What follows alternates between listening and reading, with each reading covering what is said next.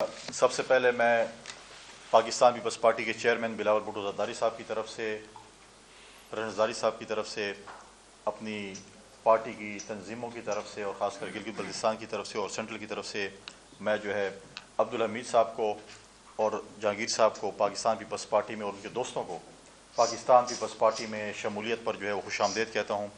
انشاءاللہ تعالی جس طرح انہوں نے بات کی پاکستان پیپلز پارٹی میں شمولیت کے حوالے سے، انہوں نے پاکستان پیپلز پارٹی کے منشور کو، پاکستان پیپلز پارٹی کو بڑی تفصیل سے انہوں نے پڑھا، دیکھا اور ہمیشہ پاکستان پیپلز پارٹی مظلوموں کی آواز بنی ہے۔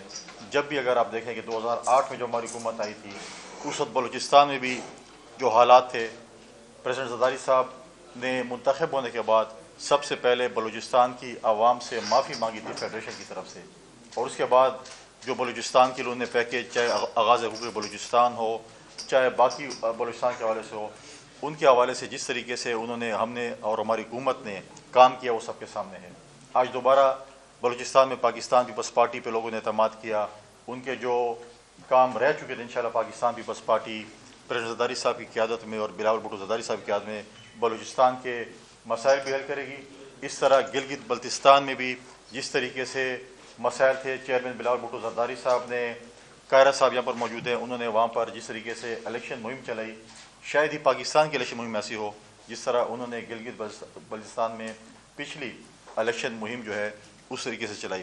لہٰذا ہم پارٹی کی طرف سے آپ کو ویلکم بھی کرتے ہیں اور اس امید سے کہ گلگت بلتستان کی ہماری پارٹی آپ کے جو مسائل ہیں، آپ کے تحفظات ہیں، وہ انہوں نے پہلے بھی فیڈریشن تک پہنچائیں گے اور انشاءاللہ گلگت بلتستان کی عوام کی ہم آواز بنیں گے، آپ کے جو مرکز میں آپ کے مسائل انشاءاللہ آپ کو حل کر کے دیں گے۔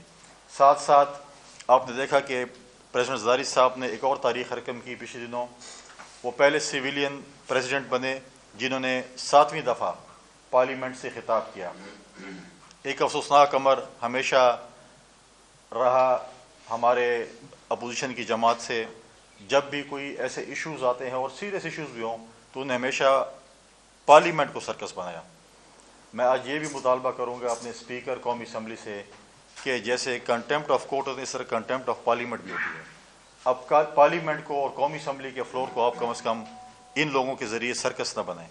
کوئی باجے لے کے آتا ہے اور کوئی کیا چیزیں لے کے آتا ہے، اگر ان کو بڑا شوق ہے باجے بجانے کا تو ان کا اور فورم ہے باجے بجانے والوں کا، وہ پارلیمنٹ فورم نہیں ہے۔ اگر جس نے باجے بجانے تو وہ اس راستے پہ جائیں جہاں پہ باجے والے ہوتے ہیں۔ لہٰذا میں اسپیکر سے مطالبہ کروں گا کہ کنٹیمپٹ آف پارلیمنٹ میں ڈیفینیٹلی اس کے اوپر ایکشن لیا جائے، کیونکہ یہ ایک ایسا ادارہ، کل بھی اگر آپ دیکھیں جب موجود تھے وہاں پر دنیا کے ملکوں کے سفارتکار بیٹھے ہوئے تھے، لائیو سیشن جا رہا تھا، وہ پاکستان کی پارلیمنٹ کے متعلق کیا سوچیں، کیا رپورٹ دیں گے؟ پاکستان کی پارلیمنٹ وہ لکی رانی سرکس بنی ہوئی تھی۔ لہٰذا اس قسم کی چیزوں کو میں سمجھتا ہوں کہ کسی طرح پہ بھی زیرو ٹالرنس ہونی چاہیے، ڈیکورم اس کا پارلیمنٹ کا وہ بحال ہونا چاہیے۔ پریزیڈنٹ صاحب نے اپنی اسپیچ میں جس طرح ماضی میں انہوں نے تقریریں کی، پورے پاکستان کو، خاص کر کشمیر کے ایشو کو، اس کے ساتھ ساتھ انہوں نے فلسطین کے ایشو کو جو ٹچ کیا وہ بھی سب کے سامنے ہے۔ اور ہم دوبارہ 14 اپریل کو جو بلاول بھٹو زرداری صاحب نے اپوزیشن کی جماعتوں کو دعوت دی کہ آپ آئیں مذاکرات کی میز پہ بیٹھیں، آپ کے کیا خدشات ہیں؟ اگر آپ کے کوئی خدشات ہیں پولیٹیکل لیول پر، حکومت کے لیول پر، سیاسی جماعتوں کے ساتھ، تو ہم آپ کے ساتھ مذاکرات کرنے کو تیار ہیں۔ لیکن ہمیشہ اس جماعت نے کبھی بھی، چاہے وہ حکومت میں بھی تھے، وہ کہتے تھے میں نے نہ کسی سے ہاتھ ملانا ہے، نہ کسی کی بات سننی ہے اور نہ کسی ساتھ بیٹھنا ہے۔ قومی سلامتی کے ایشو بھی نہیں بیٹھتے تھے۔ اور اگر ان کو اتنے ہی کوئی خدشات ہیں الیکشن کے حوالے سے، فورمز موجود ہیں، اس فورم پہ جائیں۔ اگر وہ فورم یہ فیصلہ کرتی ہے کہ آپ ان کے خدشات ٹھیک ہیں یا غلط ہیں، انہوں نے فیصلہ کرنا ہے۔ عدالتوں کے جو فیصلے ہیں وہ عدالتوں نے کرنے، پارلیمنٹ نے تو نہیں کرنے، یا سیاسی جماعتوں نے تو نہیں کرنے۔ اور ساتھ ساتھ اگر وہ بڑے ہی اپنے آپ کو جمہوریت پسند کہتے ہیں تو اس وقت اپوزیشن میں مولانا فضل الرحمان صاحب بھی بیٹھے ہوئے ہیں، ان کے بھی خدشات ہیں، بقول ان کے کہ ان کے بھی شاید مینڈیٹ پہ ڈاکہ ڈالا گیا ہے۔ تو اگر ڈاکہ ڈالا گیا ہے تو وہ سیٹیں کس کو دی گئی ہیں؟ وہ سیٹیں دی گئی ہے سنی اتحاد کونسل کو کہیں، آزاد کو کہیں یا پی ٹی آئی کو دیں۔ تو لہٰذا پہلا بسم اللہ کریں، اب اخلاقی جرات کا مظاہرہ کریں۔ مولانا فضل الرحمان جو کلیم کر رہے ہیں اپنے مینڈیٹ کے، میرے مینڈیٹ پہ ڈاکہ ڈالا، پہلے ان کی سیٹیں تو ان کو واپس کر دیں، اور باقی جو آپ ہم سے مطالبے کر رہے ہیں وہ خیبر پختونخوا سے بسم اللہ سی کر لیں۔ ان کے تو اس وقت 5 فرنچائز بنی ہوئی ہیں پی ٹی آئی کی۔ ایک نکلتا ہے کہتے ہیں مجھے تو یہ پیغام دیا، دوسرا کہتے ہیں یہ پیغام دیا۔ آپ دیکھیں کہ ابھی پچھلے ان کے ایک رہنما نے جو ان کا ترجمان بھی ہے ہمارے دوست ملک کے متعلق کیا انہوں نے اسٹیٹمنٹ دی اور پھر ساری پی ٹی آئی کھڑی تھی کہ نہیں یہ چیز ان کی غلط ہے. بھئی آپ کا ترجمان ہے اور وہ یہ باتیں کر رہے ہیں اور آپ کہہ رہے ہیں یہ غلط ہے. لہٰذا ان کا آپس میں بھی کوارڈینیشن نہیں ہے. تھوڑے عرصے بعد دیکھیں کہ ان کے ساتھ ہوتا کیا ہے, خود ہی آپس میں جو ہے یہ ان کی لڑائیوں کی چیز. لہٰذا میں دوبارہ اپنے عبدالحمید صاحب کو اور ان کے تمام دوستوں کو پاکستان پیپلز پارٹی میں اپنی طرف سے اپنی پارٹی کی طرف سے خوش آمدید کہتا ہوں, اور اس امید کے ساتھ کہ انشاءاللہ اسی طریقے سے گلگت بلتستان میں آپ کے آنے سے پارٹی مضبوط ہوگی, اور بھی ہمارے دوست آئیں گے. سال 1.5 سال 2 سال بعد وہاں پر الیکشن بھی ہے, اور انشاءاللہ تعالیٰ پاکستان پیپلز پارٹی اس کی بھی تیاری کرے گی, اور انشاءاللہ اس وقت اگلے الیکشن میں پاکستان پیپلز پارٹی گلگت بلتستان میں بھی جو ہے وہ حکومت بنے گی. شکریہ. Thank you. قاہرہ صاحب. Thank you. کوشچن کسی کا؟ کوئی صاحب بتائیے گا, سننے میں آیا ہے, ذرائع نے بتایا کہ بلاول بھٹو صاحب ڈپٹی وزیر اعظم بننے جا رہے ہیں, اس بات میں کتنی صداقت ہے حقیقت ہے؟ دیکھیں میں تو کہوں کہ فی الحال اپنے ذرائع آپ تبدیل کر لیں. ایسا کوئی ہمیں تو نہیں پتا, آپ کے ذرائع کو پتہ چل گیا. ایسی کوئی بات نہیں ہے. پاکستان پیپلز پارٹی کی سینٹرل ایگزیکٹو کمیٹی نے یہ فیصلہ کیا تھا کہ ہم کابینہ کا حصہ نہیں بنیں گے. فیوچر میں اگر کوئی ایسے فیصلے آتے ہیں, فی الحال اس میں کوئی صداقت نہیں ہے, کوئی بات نہیں ہے. اگر آئیں گے تو پاکستان پیپلز پارٹی کی سینٹرل ایگزیکٹو کمیٹی میں ڈسکس ہوگا, اس کے بعد فیصلے ہوں گے. اس وقت تک جو آپ کی ذرائع کی خبر ہے وہ ٹھیک نہیں ہے. اچھا ڈپٹی صاحب بتائیے, ایک کوشچن ہو گیا نا آپ کا. ہاں ریاض خان. جی ایک سوال نیئر صاحب سے, دوسرا باشندی صاحب آپ سے. نیئر بخاری صاحب, آپ چونکہ چیئرمین سینٹ بھی رہے, آئین اور قانون آپ کا ہمیشہ بھی ہے, وکیل ہیں. گزشتہ روز بیرسٹر گوہر نے یہ کہا ہے کہ صدر زرداری نے ایک عہدہ نہیں چھوڑا پیپلز پارٹی پارلیمنٹیرینز کی صدارت میں, اور انہوں نے غیر آئینی کام کیا. تو اس حوالے سے تھوڑی سی آئینی پوزیشن ہمیں بتا دیں کہ کیا صدر مملکت پارٹی عہدہ رکھ سکتے ہیں. اور پٹی صاحب, آپ نے جیسے بھی بات کی, اسپیکر نے 2 ارکان کی رکنیت معطل کر دی, لیکن پاکستان پیپلز پارٹی کی جانب سے جو جمہوریت کی دعوے دار ہے, یہ کہنا کہ ان لوگوں کے خلاف توہین پارلیمنٹ کا قانون لگایا جائے کیونکہ احتجاج سب کا حق ہے, اور باہر یہ بات تنقید ہو رہی ہے اس پر, تو کیا یہ اپنی جو بنیادی نظریات ہیں جمہوریت کے حوالے سے ان سے انحراف نہیں ہے؟ آپ جواب دیں. دیکھیں بات آپ نے جو بات کی, پارلیمنٹ کا اپنا ڈیکورم ہوتا ہے. پارلیمنٹ میں کبھی یہ نہیں ہے کہ آپ پارلیمنٹ کے فلور پر جا کر سگریٹ پئیں. وہاں پر تو پانی پینا بھی الاؤڈ نہیں ہوتا. آپ بھی بہت پرانا پارلیمنٹ فلور کرتے ہیں, اور پھر آپ بینڈ باجے لے کر آ جائیں, اور کل آپ جو ہے پھر یہاں پر دھمال ڈالنا شروع کرتے ہیں, بولیں کہ یہ نہیں, یہ تو جمہوریت ہے یہاں پر. دیکھیں میں نے کہا ہے کہ باجوں کے لیے اور ان چیزوں کے لیے علیحدہ فورمز ہیں, وہ اس فورم پہ رابطہ کریں اگر انہوں نے باجے بجانے یا جو بھی سیٹیں بجانی ہیں.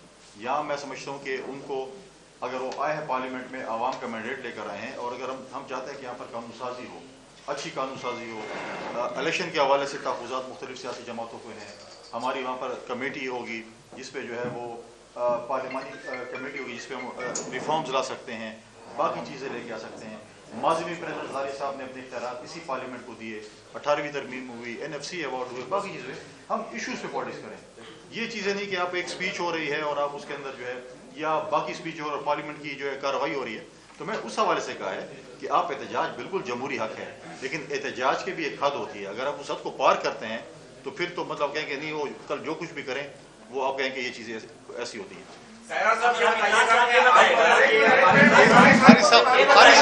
بخاری صاحب سے پہلے میں آپ کو یہ کہہ دوں, بیرسٹر صاحب سے میرا سوال یہ بھی ہے کہ جب آپ کی جماعت حکومت تھی تو آپ کے اسپیکر تو آپ کی مختلف فورمز پہ میٹنگز پہ اٹینڈ کرتے تھے, کانسٹیٹیوشنل پوسٹ ہوتی تھی, تو اس وقت بھی تو انہوں نے کوئی آواز نہیں اٹھائی تھی. Hold on. ریاض خان, گزارش یہ ہے کہ سوال کون کر رہا ہے؟ وہ شخص سوال کر رہا ہے کہ جس کی اپنی جماعت الیکشن ایکٹ 2017 کے مطابق انٹرا پارٹی الیکشن نہیں کروا سکی, جو جماعت الیکشن کمیشن سے اپنا انتخابی نشان حاصل نہیں کر سکی, آج وہ سوال کر رہا ہے پریزیڈنٹ زرداری پہ. تو میرا ان کو یہ مشورہ بھی ہے اور سجیشن بھی ہے, اگر آپ اگریوڈ ہیں تو جو پراپر فورمز ہیں ان فورم سے آپ رجوع کر لیں. میں تو سمجھتا ہوں کہ پریزیڈنٹ زرداری صاحب نے جتنا اس قوم کو سرو کیا اور جو پولیٹیکل ویژن ان کے پاس ہے, میں سمجھتا ہوں شاید ہی اور کسی اور پولیٹیکل لیڈر کے پاس ہو. بالخصوص میں آج جو خصوصی طور پہ بات کرنا چاہتا ہوں, قاہرہ صاحب بھی موجود ہیں, کہ آج ہمارا 70% پاپولیشن جو ہے وہ رورل ایریا کی ہے. اور آج ہمارا زمیندار پس رہا ہے.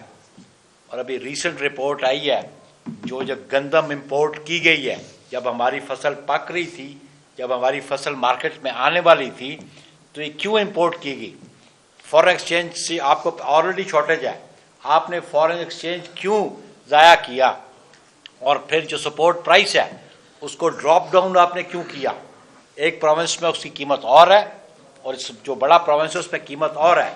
میں سمجھتا ہوں کہ فیوچرسٹک پلاننگ ہونی چاہیے. وہ ویژن ان کو آصف علی زرداری صاحب سے لینی چاہیے کہ 2022 میں انہوں نے کہا کہ 1.5 بلین ٹنز شوگر ہمارے پاس ایکسٹرا ایکسپورٹ کرو، آپ کو $1 بلین مل سکتے ہیں، IMF سے محنت کرنی نہیں پڑے گی. اب بھی آپ کے پاس شوگر ایکسٹرا پڑی ہے. اگر سپورٹ پرائس آپ فارمر کے لیے نہیں بڑھائیں گے گندم کی، نیکسٹ ٹائم فارمر کاشت نہیں کرے گا. آپ کے پاس فارن ایکسچینج نہیں ہوگا کہ آپ گندم امپورٹ کر سکیں. جو چیزیں آپ خود پیدا کر سکتے ہیں ان کی امپورٹ کی ضرورت نہیں ہے. میں سمجھتا ہوں کہ موجودہ حکومت کو، پروونس کو بھی اور فیڈرل گورنمنٹ کو بھی فارمرز کا خیال رکھنا چاہیے. ان کی سپورٹ پرائس اتنی بڑھانی چاہیے تاکہ ان کو انسینٹو ملے، تاکہ یہ پروڈکشن جو ہے ہمارے اپنے ملک میں بڑھ سکے. اور وہ جو رپورٹ آئی ہے کہ امپورٹ کی گئی ہے، اس کا سیریس ایکشن لینا چاہیے. یہ ملک دشمنی ہے، ملک کے عوام کے ساتھ دشمنی ہے، ملک کے فارمر کے ساتھ دشمنی ہے کہ آپ اس کے پروڈیوس کی قیمت نیچے لانے کے لیے آپ امپورٹ کر رہے ہیں. اس لیے میں سمجھتا ہوں کہ ہمارا حکومت سے مطالبہ ہے بطور پاکستان پیپلز پارٹی کہ اس فارمر کا خیال رکھا جائے.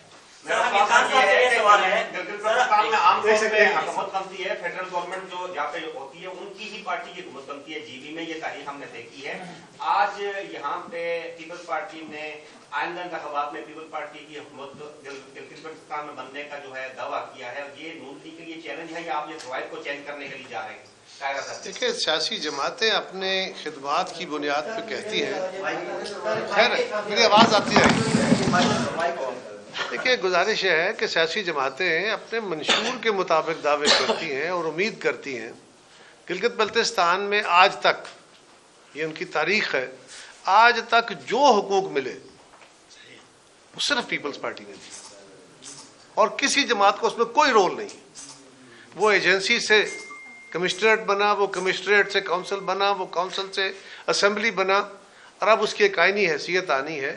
یہ تدریجی مراحل ہیں. ایک مرحلہ باقی رہ گیا ہے، باقی سارے مرحلے ہم نے طے کرائے، اب بھی یہ کریں گے انشاءاللہ. اور گلگت بلتستان کے لوگوں کا پیپلز پارٹی کے ساتھ ایک اپنا دلی رشتہ ہے، ہمیشہ سے رہا ہے.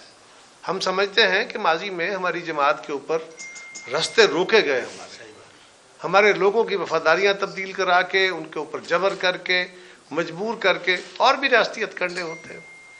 ہم جو کہہ رہے ہیں وہ کسی طاقت کی بنیاد پہ نہیں، بلکہ ہم تو ایک وقت میں یہ سوچ رہے تھے کہ ایسی ترمیم کر دی جائے کہ اگر یہ کانسٹیٹیوشنل مسئلہ حل ہوتا ہے تو پورے ملک کے اندر الیکشن، گلگت بلتستان اور کشمیر کے الیکشن بھی ساتھ ہونے چاہیے، تاکہ یہ جو مسئلہ ہے کہ یہاں جس کی حکومت ہوتی ہے وہاں اس کی حکومت بن جاتی ہے، یہ تاثر ختم ہونا چاہیے.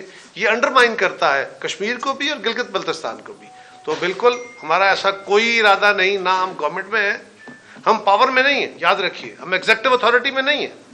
ہم کہہ رہے ہیں ہم اپنی خدمت اور اپنے تاریخی تعلق کی بنیاد پہ گلگت بلتستان کے لوگوں کے دل جیتے ہوئے ہیں. انشاءاللہ ہم حکومت بنائیں. Thank you.